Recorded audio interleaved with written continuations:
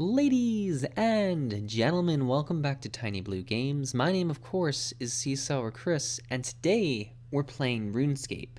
And to be clear, we're playing the new school RuneScape, or RuneScape 3, or whatever it's called, and not the traditional old school RuneScape.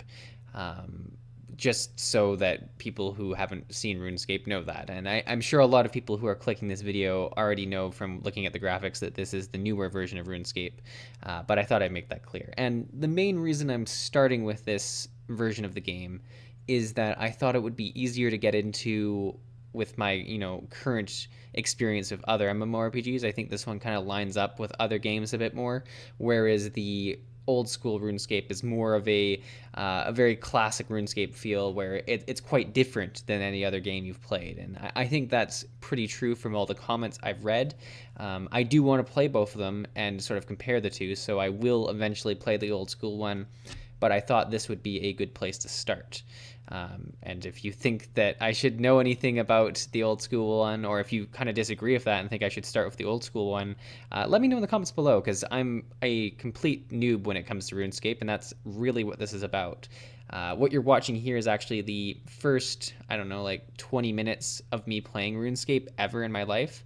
Well, okay, that's not completely true. I did play like 10 minutes of RuneScape back when I was 12. I think my brother was like fishing or something like that, and I had to click and collect shrimp. I think that sounds like what what I was doing. So I did that for 10 minutes for him while he was like off walking the dog or something like that.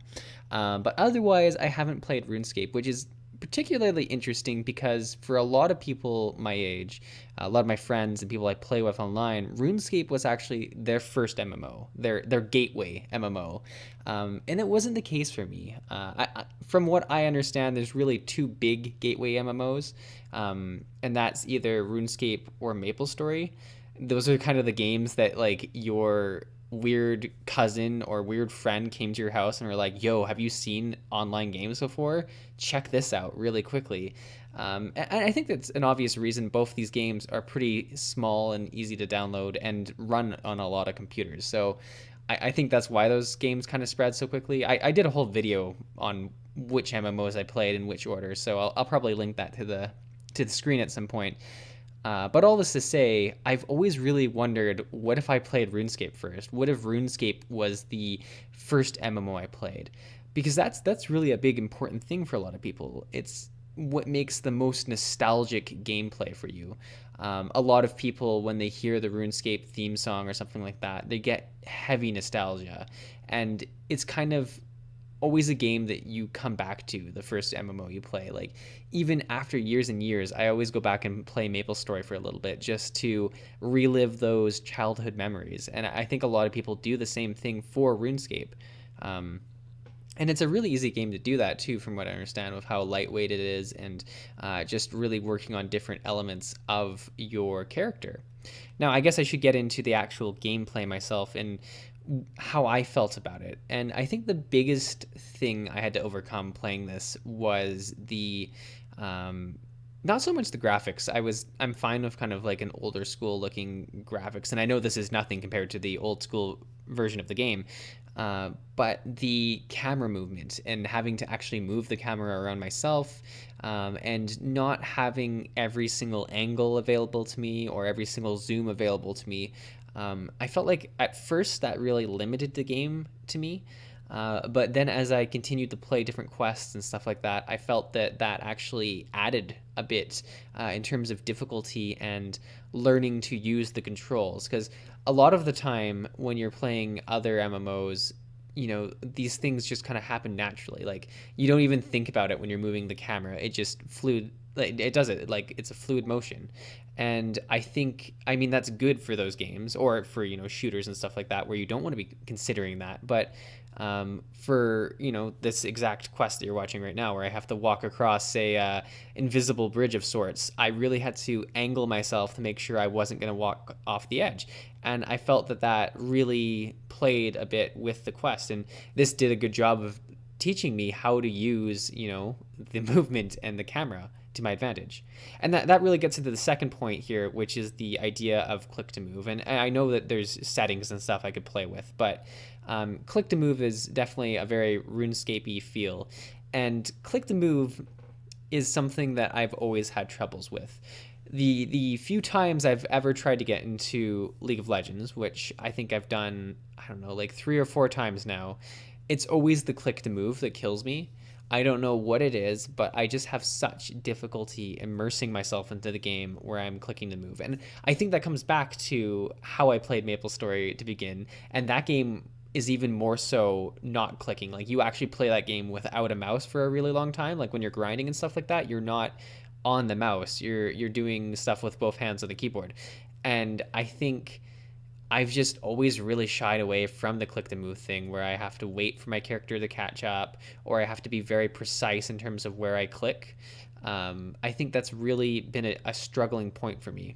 And I think that's going to be a big thing to overcome as I continue to play RuneScape, because I'm hoping to really explore this game a bit and learn the great parts of the game. And I know that there's a bit of difference between this game and the original one, and I do hope to explore that.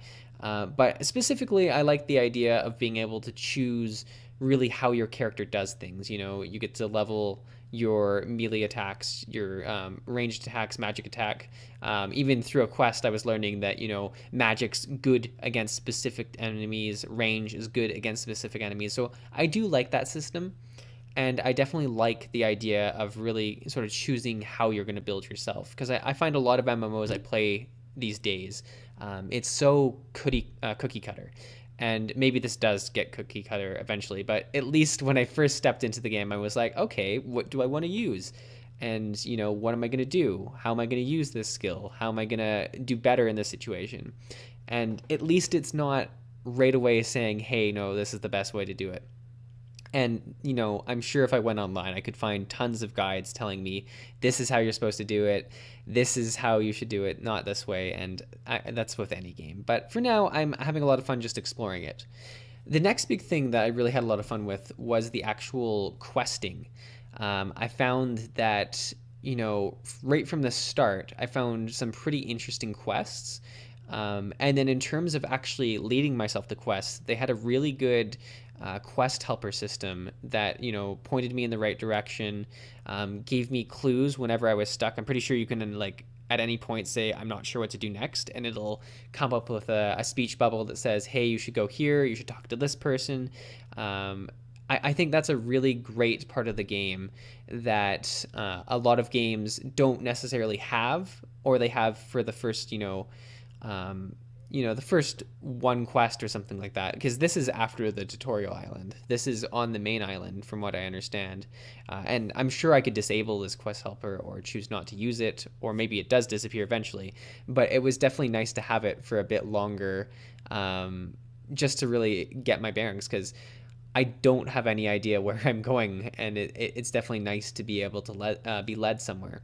I think a lot of games also rely on add-ons and third parties to kind of provide this kind of help, whereas it's built in the game here, and that definitely does a lot for new players who aren't willing to go and download a add-on to try and, figure out how to do the game. Like, that's just beyond what they're willing to do. And I think by having it already in the game, it really allows the game to capture more people, especially those that are, very casual and don't want to go to that effort. And then what I really also enjoyed was seeing how each monster did drop items. There's a lot of different loot systems that I've gone through over the years of MMOs. And I think one of the coolest ones has always been when monsters drop stuff on the ground, because that's something I identify with Maplestory and other first MMOs I played, where you're, not only killing the monster, which is exciting, but as soon as you kill that monster, you're looking at what they drop, like with anticipation, and you're like, oh my god, what did they drop? And when you see something new on the ground or something shiny and you rush over to pick it up, it's such a different feel than having to like loot a chest or just having items dropped into your pack willy-nilly. I think that's such a better way of doing things. And I think it really really is interesting for the player. It really keeps you engaged while grinding because you're always looking and you don't want to miss, this epic drop that you've been waiting for. And that comes to another point of RuneScape, and this is more something that I've gathered just from videos.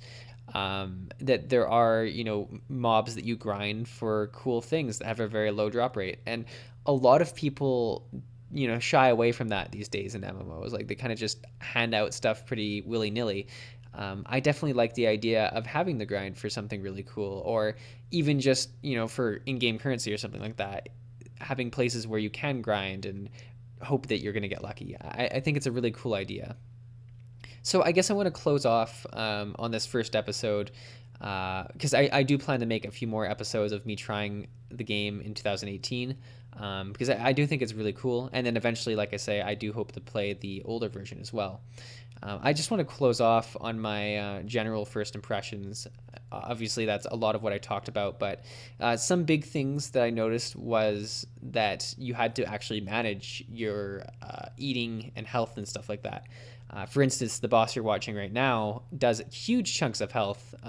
He has a very telltale sign when he's going to do these huge chunks of health, but I had to very quickly realize that I had to eat a bunch of food before he was going to do this attack again, or else I was going to die. And I think it's good that the game is already challenging. So many games you go into now, you just face roll and you don't even think about it.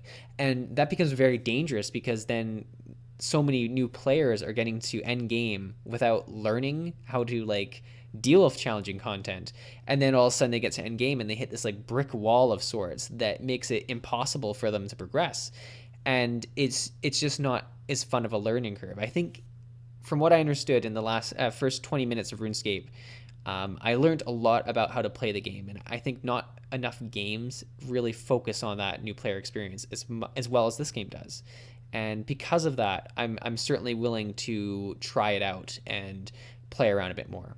So hopefully you guys really enjoyed this episode. Hopefully you guys can give me some tips on what I should look forward to moving forward in RuneScape. But until then, have a nice rest of your day, and I hope to see you in the next video.